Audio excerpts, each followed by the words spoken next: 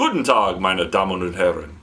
Willkommen auf dem DVD-Regel ausländische Filme. Die Show, die lieber High Five ein guter Film als Gift ein schlechtes. Well, if you can't tell, I'm feeling a little German today, so you know what that means. Actually, this is my second episode, so you might not know what it means. Well, that means it's time for a German movie.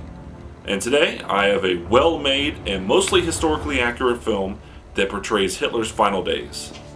I'm referring to Der Untergang, released in America as Downfall, and nominated for Best Foreign Film at the Academy Awards.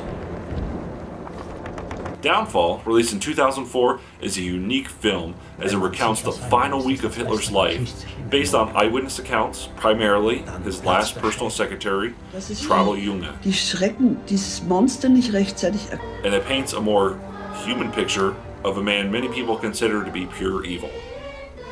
Now, it could be that most people think of him as a heartless and evil dictator because he forbade any recordings to be made of himself in a casual setting.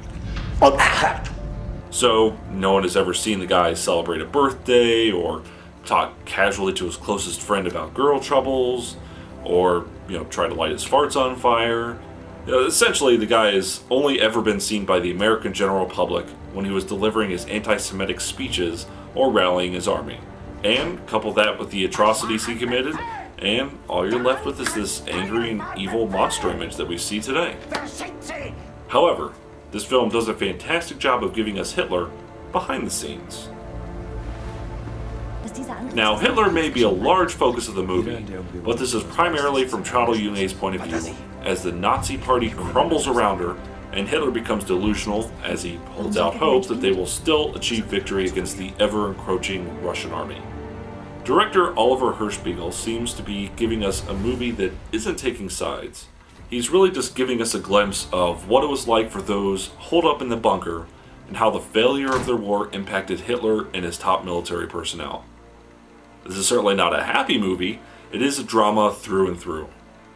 You feel for the innocents, the children thrown into this war because they don't know any better, the German people executed because they don't want to fight a war they didn't believe in, all of which were based on actual events that happened. Credit for the sense of realism goes not only to the director, but the cast as well. Downfall has a fantastic cast and they play their roles perfectly.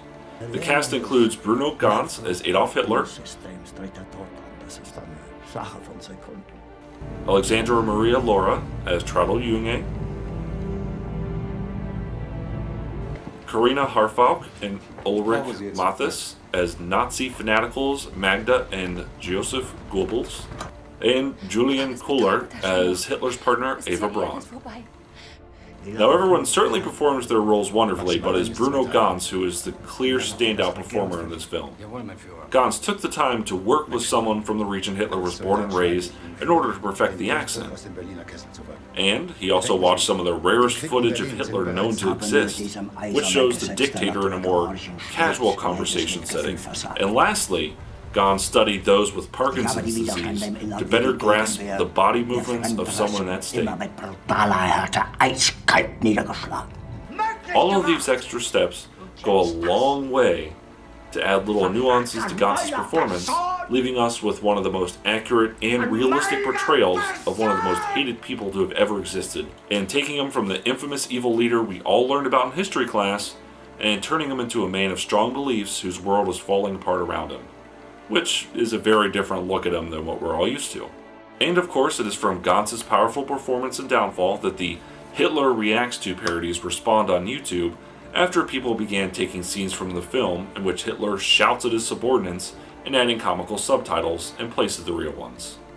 Well, what we have here is a wonderfully acted, written, and directed film that gives us a relatively historically accurate recounting of the end of the Third Reich, and also we get Hitler as a man, not just a figure. It is a little dark and depressing, but also unique. So, I give this a 4. And, luckily, this did have a US release, so it shouldn't be too hard to find a DVD copy should you choose to. So, that's it for me this time. For the DVD Shelf Foreign Flix, I'm Gristle McThornbody, and be sure to watch out for minefields.